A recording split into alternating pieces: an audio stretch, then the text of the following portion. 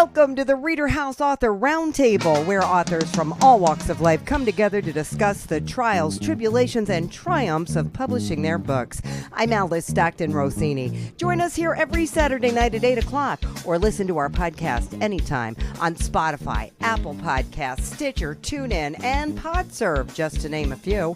The Author Roundtable is sponsored by ReaderHouse Online Bookstore, where independent new authors come first.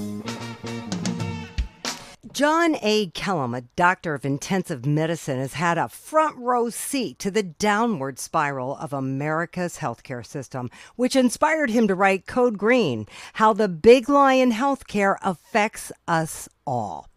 Yeah, so you're right. I mean, I've been doing this for 30 years, and I think that it's gradually been the case that over that last 30 years, healthcare in this country, distinctly different, I think, than what happens in other countries, and that's something that's talked about in the book quite a lot, is that our system has become progressively more corrupted by corporate influence.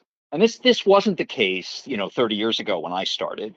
And it's become more and more the case now. I mean, we've effectively gone from a bad system where hospitals were rewarded for really doing too much, regardless of whether it was always best for patients, to actually a worse system where hospitals make money by shortchanging patients and doing less and taking the same payment from the DRG or from private insurance or public insurance.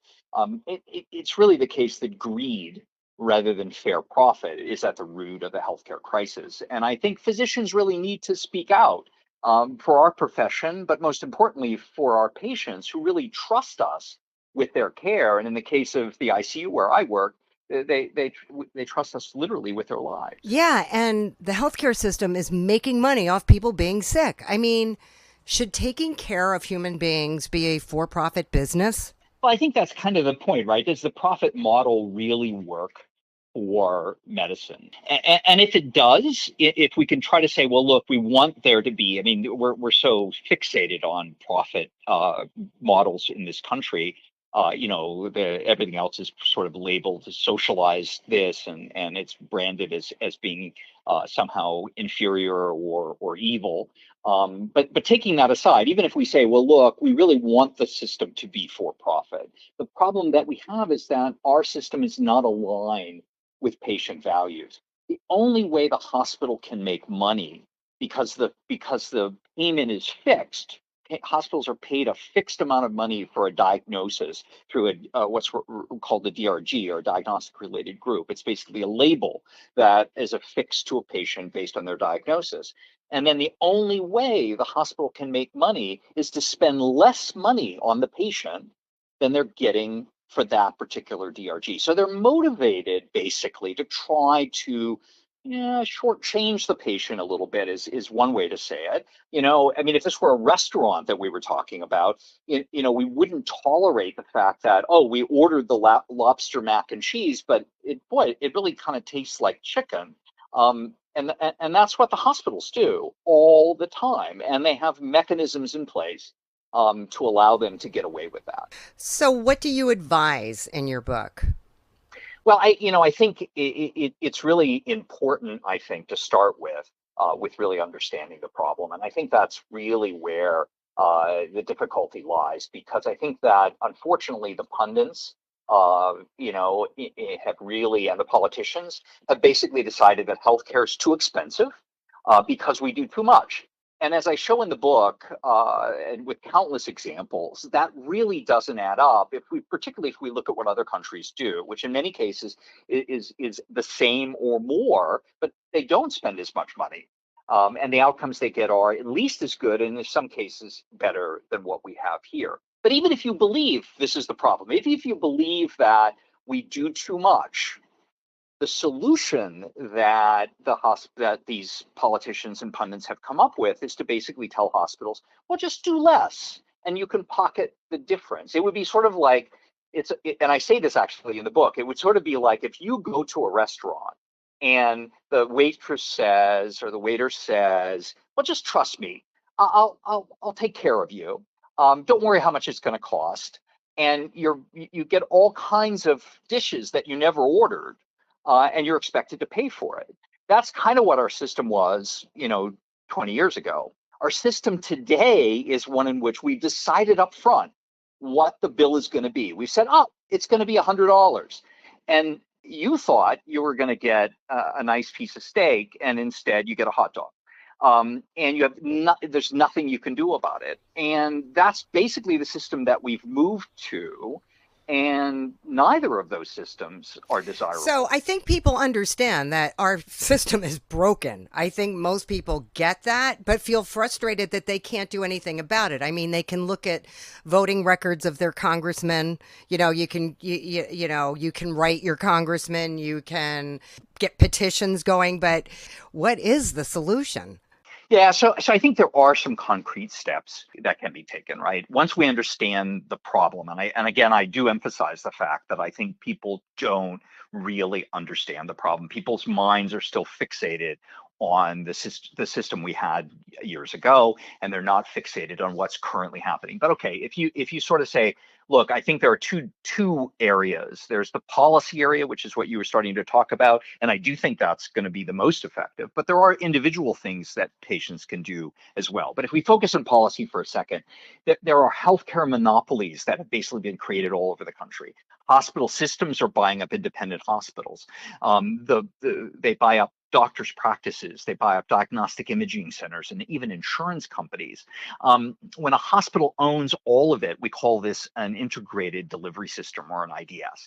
And an IDS, just like other monopolies, they can manipulate prices. Now, they can do this by controlling healthcare inflation to a degree, and that allows them to ingratiate themselves with government, which is really only fixated on the cost. So they say, oh, we'll hold the cost constant, and no one looks under the hood and sees that, in fact, they're reducing the amount of spending further and then pocketing the excess money. Think about this for a second, Alice. If you are a patient and you have a condition, if everyone's familiar with high blood pressure, right? Well, there's a condition of low blood pressure, which is shock, right? And if we have shock, if it's severe life-threatening shock, we're going to need a medicine to treat that. And most of the medicines we have are 50 years or more old. A new medicine came on the market. It was FDA approved in 2017. It's called angiotensin II. And most hospitals don't allow it on their formulary because it's expensive. It's a new drug, and new drugs are always more expensive because companies have to spend a lot of money to get the regulatory approval, et cetera, and for other reasons. So the hospitals can decide not to use it, not even to offer it. So even if a doctor wanted to prescribe it, the doctor couldn't prescribe it. Now, you could go to hospital A, and they've decided, oh, we're going to make this available. Maybe we'll regulate it, so we'll make sure doctors have tried other things first, but we're going to provide it. And hospital B, right across the street in the same town, same insurance company, is decided that they're not going to offer it. So now you as a patient are in the situation of basically not having an opportunity to get this therapy. And even if it's only a very rare patient who is going to have a life-saving, that decision is going to be life-saving, if you forgo that treatment and you die, you've accepted 100% of the risk and you've got none of the benefit, because the hospital B that's pocketing the money that they would have spent on this drug isn't giving you a refund on your bill. They're not giving you a refund on your insurance premium. So we really need to push for fair and equitable disbursement of the healthcare dollar. We spend $4.5 trillion on healthcare in this country. We're buying first-class healthcare, and we're getting seats in economy. Right, exactly. So in your book, you lay all this out so that we can get a better understanding. But as individuals, what can we do?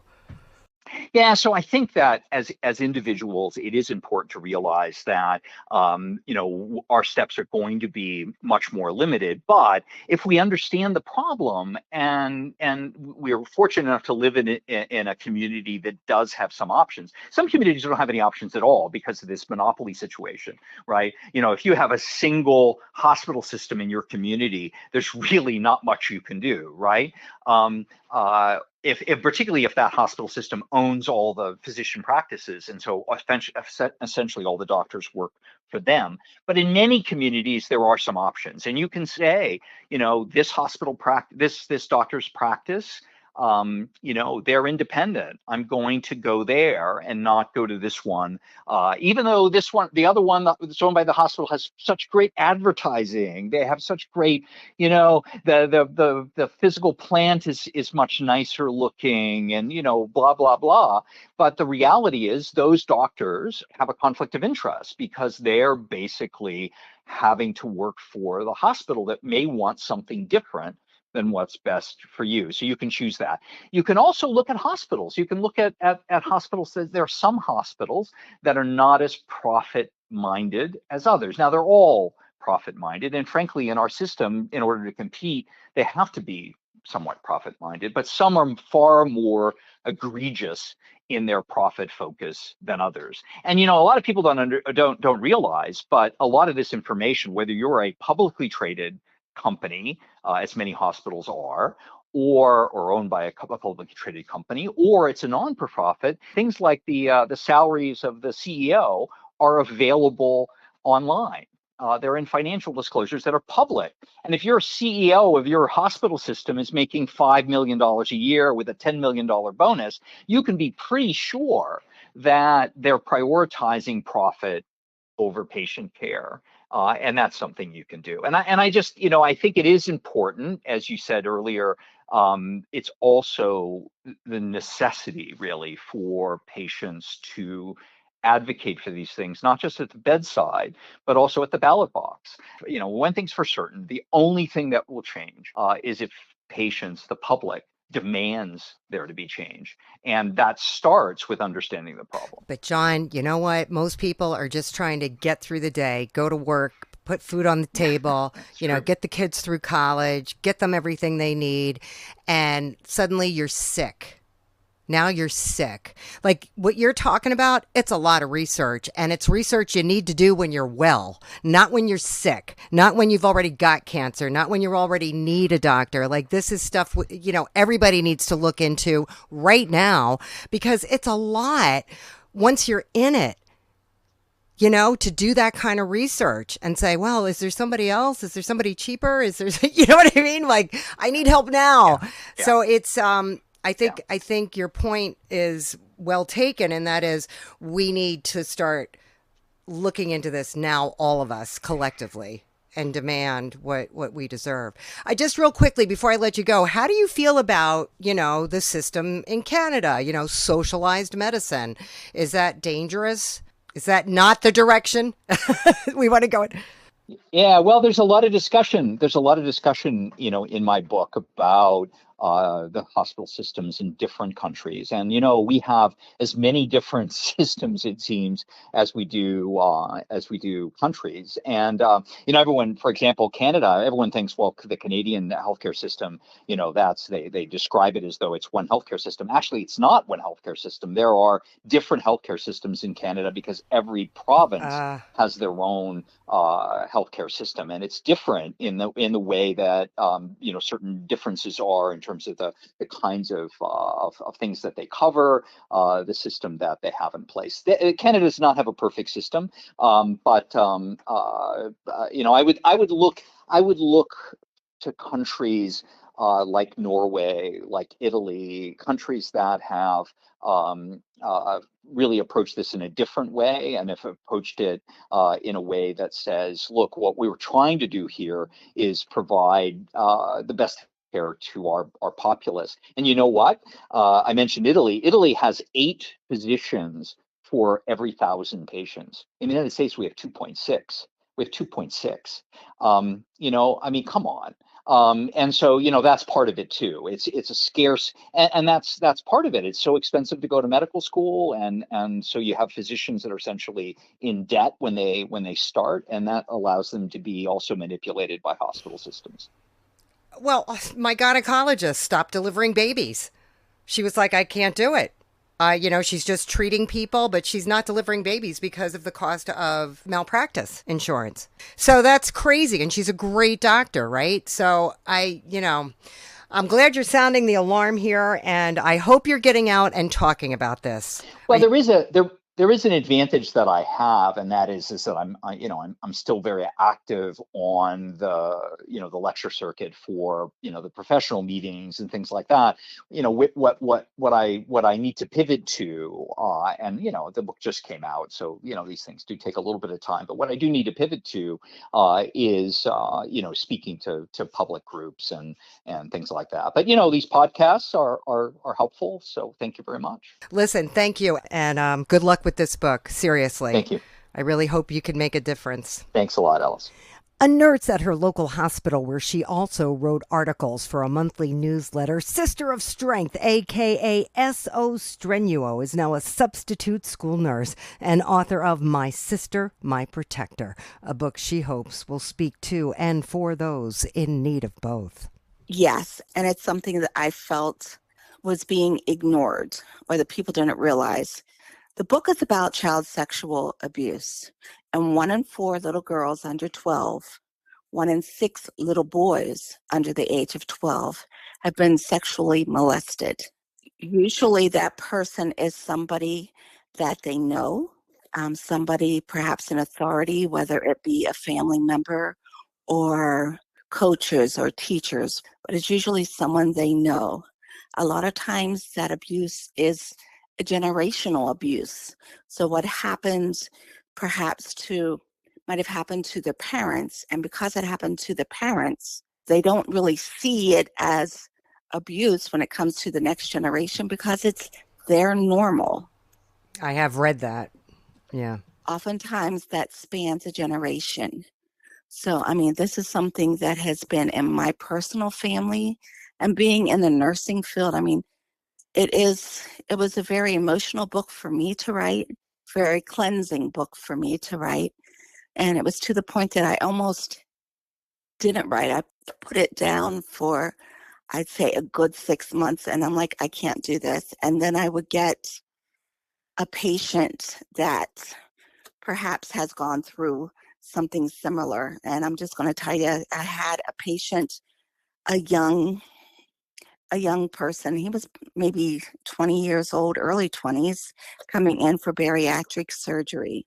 Now, you should know studies showed that of the morbidly obese, 60% of those have been through childhood trauma. A lot of times that is childhood sexual abuse, 60%. So knowing that, when I see someone who's coming in for bariatric, especially so young, I get to talking and I'm like, well, honey, what happened? And he's like, well, when I was 15, I started drinking a lot of sodas. I'm like, okay.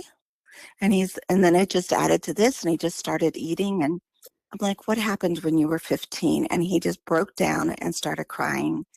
And he told me his story of abuse. And this young person didn't know where to turn, thought he was all alone. And I'm like, if I can do something to raise awareness, in the back of the book, there are places to go and get help for free. I mean, there's a lot of national, international places you can go to get help. And I want to make that connection. And the book, I know they usually tell you to write it in first person. This particular book I wrote in third person because I'm thinking when you have gone through this, every victim has their own story, their own thoughts of what went through what they endured. And I wanted them to be able to touch into that. Because my biggest thing is to raise awareness, because until that awareness is being raised, nothing's ever going to change. So that was my thing. My Sister, My Protector, the title of the book, I think for any of us, if you have an older sibling, whether it's a sister, a brother, whatever, or if you are the older sibling, you know how much you want to protect your younger siblings. I mean, you would do anything in your power to protect the younger. In this particular story, that is what happens. The older sister, had she not endured the abuse that she had, it would have 100% have gone down to the other siblings. And that's where the title came from. And I think just because it is so prevalent, it's going to affect everyone everyone who reads this book, every person, whether you know it or not, you know somebody who has been through abuse in some form. And currently, I think only 25% of at least in our little area, only 25% of the abuse is reported. I think a lot of times it is because of this cyclic.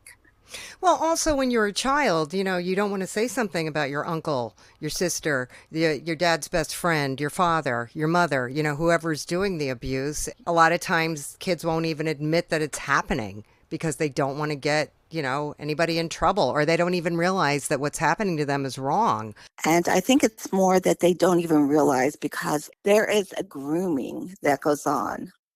And most of the time, especially if it is somebody that they know, which we've already said like 90% of the time it is, that grooming goes on in front of the adults. And that was the case in this book.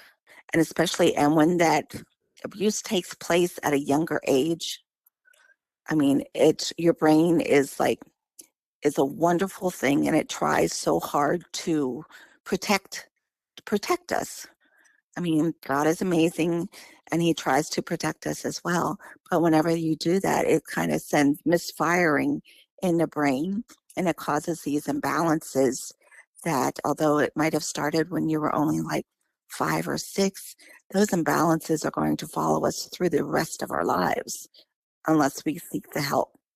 And a lot of times, I don't think if any of us are really prepared or equipped to deal with this. We actually had one of the counselors tell a little girl that she needed to forgive and forget so she can get over it. And I mean, she came to me in tears, and I'm like, honey, you will never forget. If you forgive, it is your choice.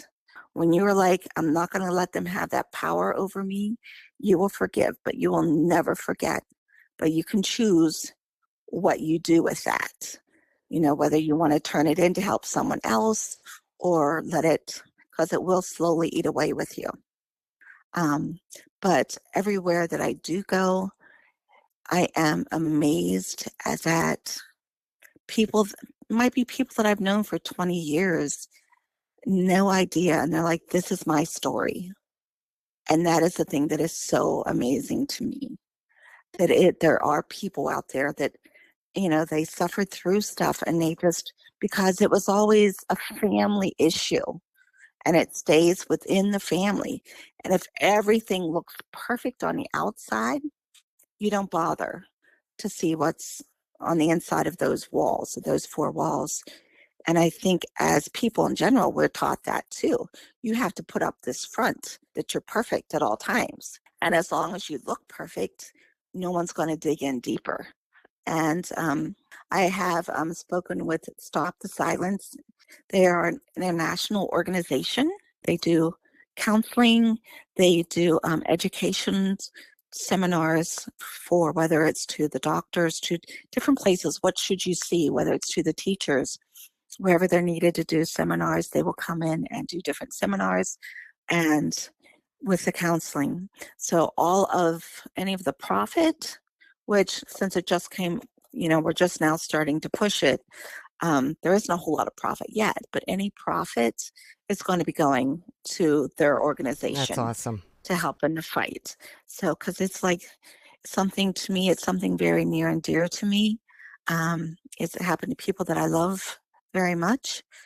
And it's something in my own conscience, I can't take the money for this. This is something I feel like God laid it on my heart to do. And if he laid it on my heart, it's supposed to be done for good. So I'm hoping that that is the best good that I can see. We've already been able to give Stop the Silence, I think, We gave them a little under $400, which isn't a lot, but hopefully once it gets out and moving, it will be a whole lot more we can give. Great. Listen, thank you so much. Oh, and then thank you so much. It's a small book, but it's a very emotional, charged book. So thank you so much for your time. You got it. Lillie White hasn't had an easy life, but she has persevered. And in her book, Looking Through Her Eyes, she shares how she was able to keep moving forward. So, did you keep a journal throughout your life to document all the things that were happening to you? I was inspired by a lot of things, but I didn't write. I wrote it down like poetry. I would just write it. It would come to me and songs would come to me. But I just brushed it off. Like I says, I don't know what this coming in my head. I'm not going to be a writer or a songwriter or something like that, or poems. So I would just write them and just give them to people to put on their obituaries and stuff. So You would write them to put on their obituaries, so like on Mother's Day, they said, well, we need a Mother's Day poem. And then I'll just start thinking, I says, what is a mother? She's a gift of life to which we bear and all the years we share. A touch of love, a shed of tears. So stuff would just come to me in my head. I would just write it down, but I had no idea that I was being inspired, by God to do these things.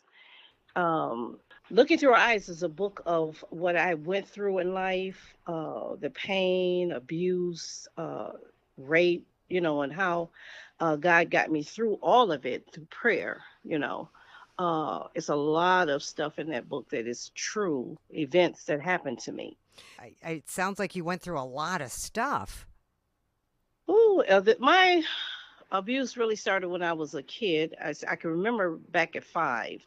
And then it goes up to a teenager where my mother mistreated me and, misused me. And I didn't know why. And then as I got older, I thought it would get better, but it got worse. What kind of abuse are we talking about? Beatings, verbal, mental cruelty, name calling. Like I was always the B child, the bitch, excuse my French. Uh, Cuss me out, beat me for what the other kids did, I would get the abuse. I'm so Uh, sorry. And there was no one for you to turn to. no one. My father left my mother when I was born, Oh, jeez. and she had 4 children. Tilly was her oldest, Butch was her only son, and Georgia and me. Georgia was the baby, and I was her other child, as she related to me to other people. So then when you got married, you thought you were getting away from it. Yeah, and I got into another abusive relationship because I was running to looking for love in all the wrong places. So I married my first husband, and out of that marriage, I ended up miscarrying at 9 months and I had a ruptured placenta, Oh, which I almost died because I lost 5 units of blood, and that's when the spirit came to me when I was in my 20s, and it says this is not your time. You got to go back. So it was like a suspension over my body, looking down at my mom, praying and asking God. I said, I don't want to go back to her. Just bring me with my baby. And they said, no, it's not your time. So at that point, I came back, and then I divorced that man and didn't even realize I was getting myself into more situations. I married another man who was like 11 years older than me, and he had 4 children, which it was like they did me just as bad as he did.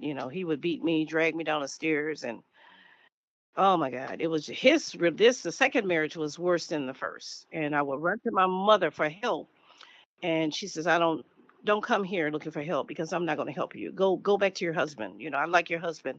Get off my steps. And I was beaten so bad it was like if I had gone on the freeway to drive, I could have killed me and my kids because it was a bubble in my tire. And so from that abusive relationship to rapes, my girlfriend set me up for rapes. Ah, what do you yeah. mean? Well, we were going to a party in Akron, and they said they thought I was still a virgin with my first husband. And she says, "Well, you can't remain a virgin all your life." I said, "Well, I'm waiting to have relations with my first boo, because we had been together from 69 to 73. And then in 73, she said, well, girl, you can't keep being a virgin." So she said, well, we're going to a party. So we went to a party, And she says, well, we're going to the store and get some food. So they left me there with this guy. I said, well, let me go with you. She said, no, you can stay here. Everything is good. You can stay here with him. So when I let my guards down and I'm sitting up, setting up things and stuff. And so the guy came from behind and, grabbed me from behind and then start ripping my clothes off of me. And I said, wait a minute, hold on. This is not, but I had already had sex with Reggie before I went to the party about 2 weeks ago, but I hadn't told anyone. And I was raped there by a gentleman. And then when it came back, I told her what had happened. She says, "Oh, girl, you have to lose your virginity anyway. That ain't nothing." They was laughing and going on. So then I knew it was a setup. So that's in the book about how I was set up there. And then when I was on my way to college, this gentleman told me, he said, "You want to ride?" And I said, "Sure." I figured it was safe. I was so secure at home and stuff like that. And I didn't know life in general. I should put it like that. And I accidentally got in the car with him, and then I got raped by him at gunpoint. So I got to the point where I just was at a really, really low point in my life, and I just said, "Lord, why is this happening to me?" And I just did a lot of praying, a lot of praying. But to get back to the abuse with my ex-husband, I had 3 children by him, and him and his family held me down while he beat me in the kitchen. And I was beaten so bad, um, you wouldn't even be able to tell who I was. That was the time when I went to my mom's house to ask for help, and she told me she couldn't let me in her house. So I went to my sister's house, figuring she would let me in, and I had to drive like about 23 miles. She looked at me. She said, "No, you're not coming in here." But her husband said, "No, this baby's not going anywhere. Get her in here with them 3 kids. She could get killed. Her tire's on is about ready to blow." And he brought me in and started taking care of me and stuff. I stayed with my sister for about a couple of months until I got the police department to get him out of the house so I could get home. But prior to that, with the abuse in the house, he gave my son, 5 years old, a gun and told him to shoot me and put one bullet in it and spin the barrel. And my son was, every time he pulled the trigger, I would jump. So, um, Wow, this is crazy stuff. And yeah. in the end, it was your faith that saved you. Yes, yes, yes, because I was like, there was nothing but God to steer that bullet and let that bullet not even come out of that gun because there was a bullet in that gun. And his son saw the event. His 11-year-old son saw the event, and he said he was so scared. Well, at the time he was 14. He said he was so scared. He said, "Mom, I just ran out the door." He said, because he shouldn't have done that to you. And he came home the next day and told his dad what he had did.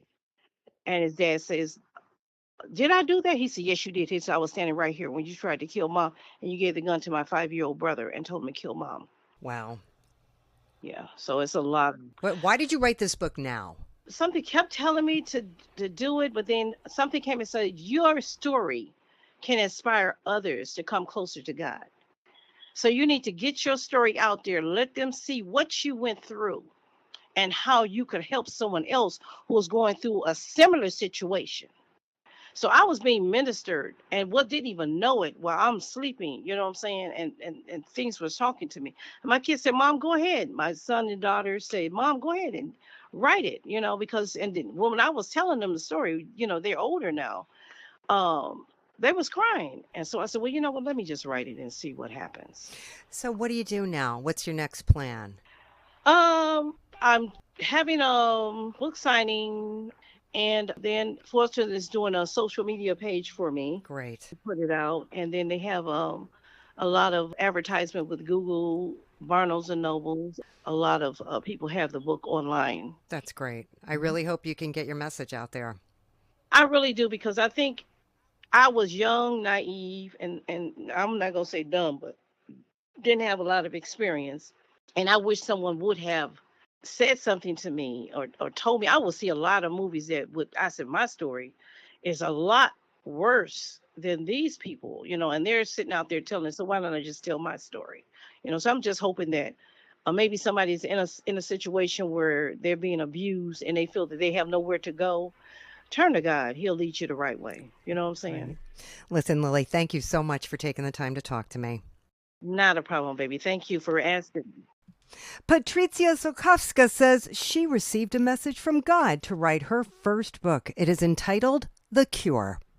The reason why I wrote it was to keep the light on Jesus. And yeah, why my name is not on the cover is because I need you to understand that I need to keep on talking about Jesus and who he is. And that's what I'm here to do. So yeah, I want to keep it on him. Did you ever write before? No, not really. So what was the inspiration for this book? I just needed to do something, and I really wanted to help. I saw something that came to me, and I really wanted to help my fellow brothers and sisters, and especially in the music industry. What happened? I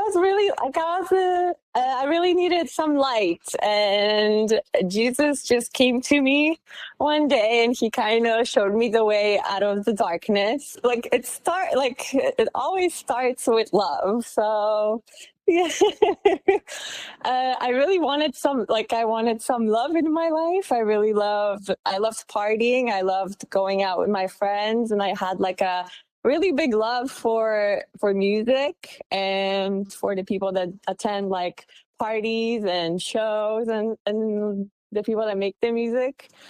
And it got to a point where God showed me that he doesn't want us to idolize music, because that was an issue in the past. So he kind of showed me what happens when you idolize music and when you use music to praise the Lord. And he kind of just walked me through how this simple step could change your life. Was music becoming a negative thing in your life? I kind of wrote up about it. I'm working on a new book.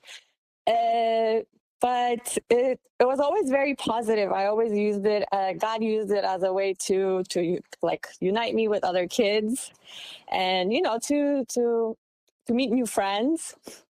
But when you start to use it too much, then God is like, "Hey, I'm God of everything, not just the small part in your life." So he wanted to really reach out through me to my other friends who also love music, and he wanted to show them how he's using music, kind of bring them together. He wants us to use it in a positive way. So he started putting it back into my life to show me how of a positive impact it can have on your life when you use it for the right reason.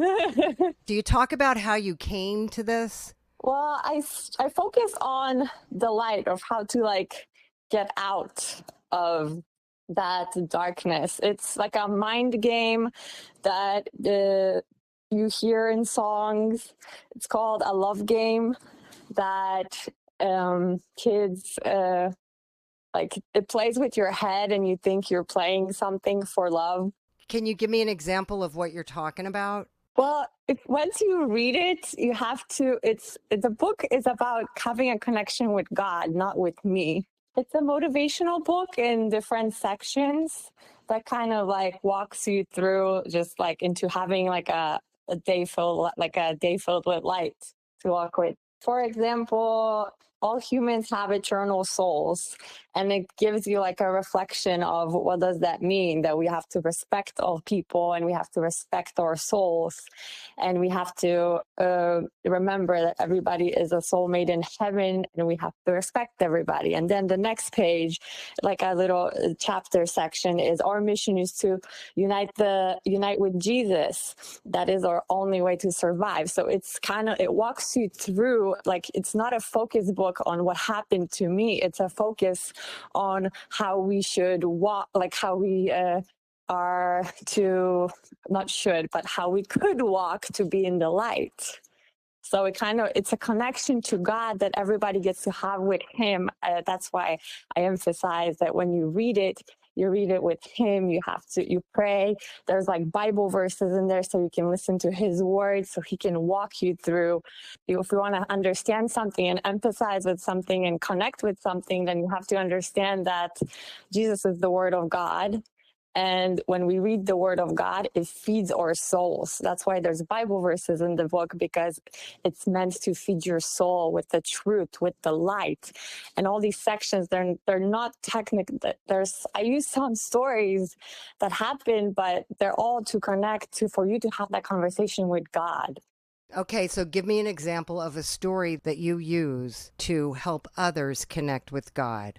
The main story is Jesus's love for us, right? Because he came to save us. So he came to teach us to have compassion on ourselves and to see one another through his eyes. They're like kind of like parables, but they're like motivation sections. So if you're an artist and you write music, I encourage you to write positive lyrics. So it's kind of like, and then I would give Bible verses that like help us like remember that we are here to sing for the Lord. And that's kind of like what the book is. I give you like a positive motivational, what can help you change your life. And then I give you a Bible verse. That's the kind of that's what it focuses on. So if you're a music artist, then this book, it kind of like helps you like walk into the light and bring your music career working for Jesus and giving you the satisfaction of like help you find yourself and help you find who you are and who you actually work for, and how to stop working for the darkness and to work for the light, and how Jesus chose all of us to work for the light together as a team.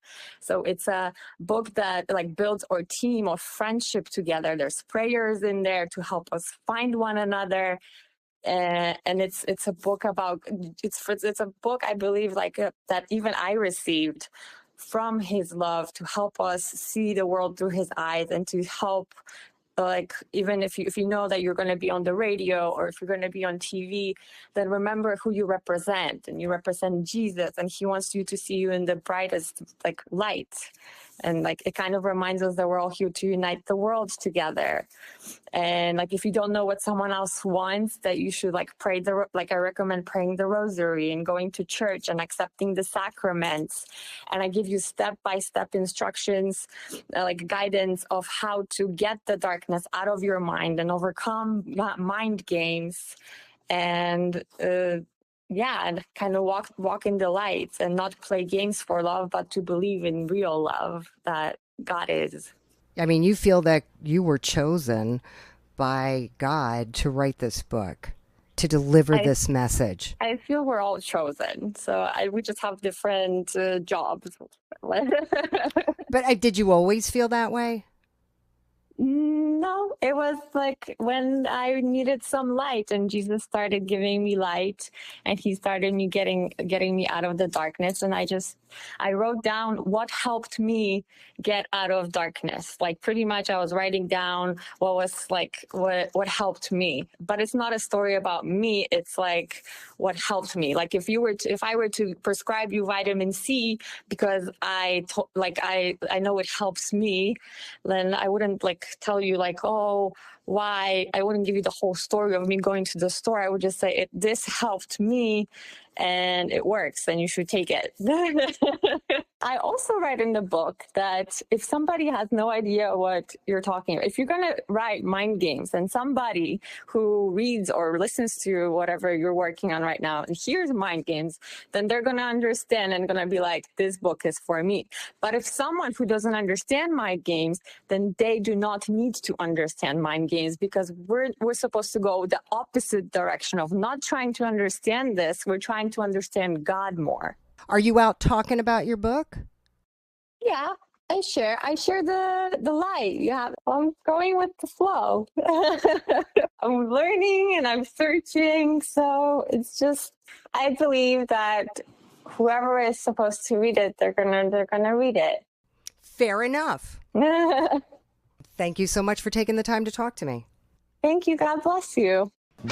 We hope you enjoyed this edition of the ReaderHouse Author Roundtable, where authors from all walks of life come together to discuss the trials, tribulations, and triumphs of publishing their books. I'm Alice Stockton Rossini. We hope to see you back here every Saturday night at 8 o'clock, or listen to our podcast anytime on Spotify, Apple Podcasts, Stitcher, TuneIn, and PodServe, just to name a few. The Author Roundtable is sponsored by ReaderHouse Online Bookstore, where independent new authors come first.